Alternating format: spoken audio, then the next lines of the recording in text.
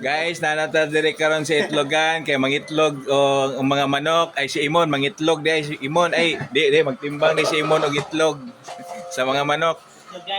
Itlog sa manok ang timbangon ni Imon dili ang itlog. Si Kokong po diri napod magtabang-tabang po ni siya og pangitlog. Ay di magtabang-tabang di siya og panimbang sa itlog ni Imon ay di sa itlog sa manok.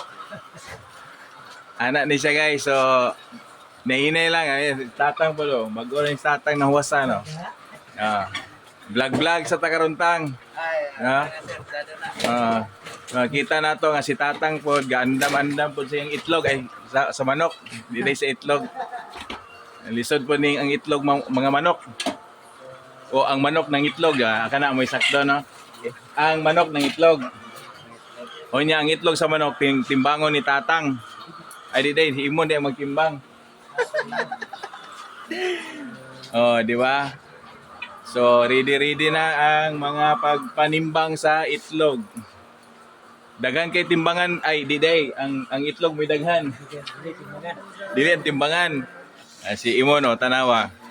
Hinahinay na si Imon kay pangandam na panimbang sa mga itlog sa mga timbangan.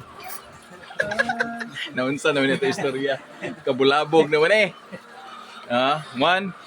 Timbangon na ni mo itlog mo ay ang itlog sa manok mo ni mo nang timbangon. Okay kani guys timbangay ni. Na Kokong.